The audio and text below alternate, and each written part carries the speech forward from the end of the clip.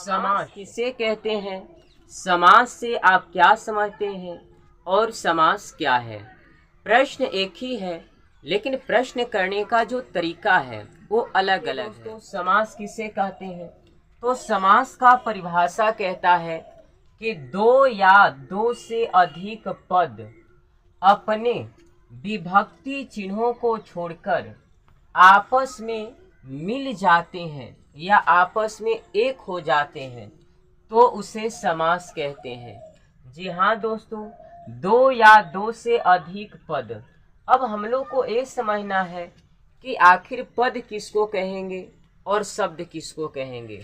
तो गौर करेंगे यहाँ पर, अगर मैं यहाँ पर लिखूं कि गंगा, एक गंगा क्या होगा, पद होगा या शब्द होगा। तो यहाँ पर जो गंगा है, इस वाक्य में जो गंगा आया है वो शब्द होगा।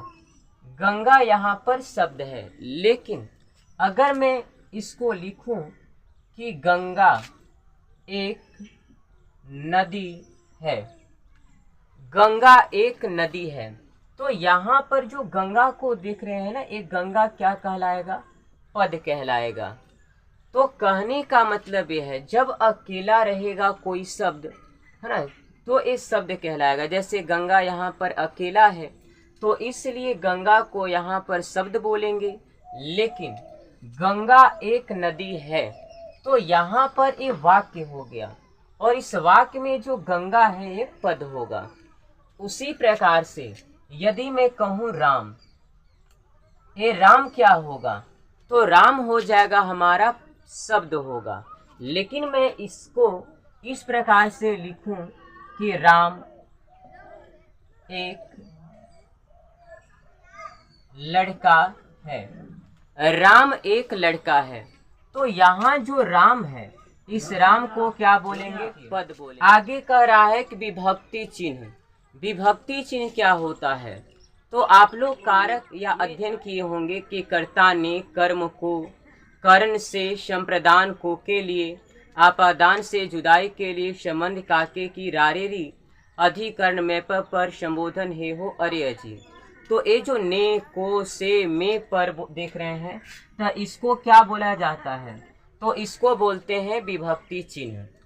तो विभक्ति चिन्हों को छोड़कर आपस में मिल जाते हैं तो उसे क्या कहते हैं, समास कहते हैं।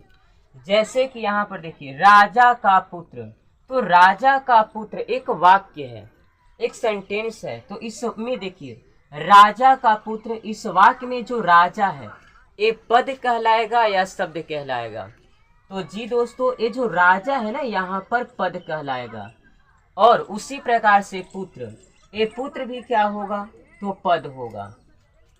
तो राजा भी यहाँ पद है और पुत्र भी यहाँ क्या है, पद। एक है हमारा राजा और एक है हमारा पुत्र, तो यहाँ पर राजा एक पद हुआ और एक पुत्र पद हुआ।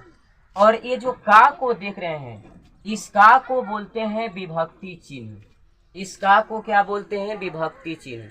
तो क्या होता है, परिभाषा हमारा एक कहता है कि दो या दो से अधिक पद, इसमें दो पद भी हो सकते हैं या दो से अधिक पद भी हो सकते हैं। तो दो या दो से अधिक पद अपने विभक्ति चिन्हों को छोड़कर, अर्थात इस विभक्ति चिन्हों को क्या करेगा, छोड़ देगा और ये दोनों आपस में मिल जाएंगे। तो जब ये दोनों आपस में मिलेंगे तो इसी प्रक्रिया को क्या बोलते हैं, समास बोलते हैं। जी हाँ दोस्तों, क्या बोलते हैं, समास। तो राजा का पुत्र मिलने से किसका निर्माण होता है, राजपुत्र का निर्माण होता है। उसी प्रकार से विद्या का आलय, तो विद्या का आलय में विद्या एक हमारा पद हो गया, एक आलय हमारा पद हो गया। तो यहाँ पर दो पद हैं और एक का हो गया हमारा विभक्ति चिन्ह हो गया। तो जब दो पद या दो से अधिक पद अपने विभक्ति चिन्हों को छोड़ेगा और ये दोनों आपस में मिलेंगे तो इसी प्रक्रिया को बोलते हैं समास। तो विद्या का आलय मिलने से किसका निर्माण होता है, विद्यालय का निर्माण होता है। एक चीज और यहाँ पर ध्यान देना है, अगर मैं समास के अर्थ पर विचार करूं कि समास का अर्थ क्या होता है, तो जो समास का अर्थ होता है वो संक्षेप होता है। संक्षेप का मतलब छोटा, जैसे गंगा का जल, तो या राजा का पुत्र, ये तो एक वाक्य है, एक बड़ा सा वाक्य है। लेकिन जब राजा का पुत्र आपस में संजोग करता है तो राजपुत्र का निर्माण होता है। तो समास का अर्थ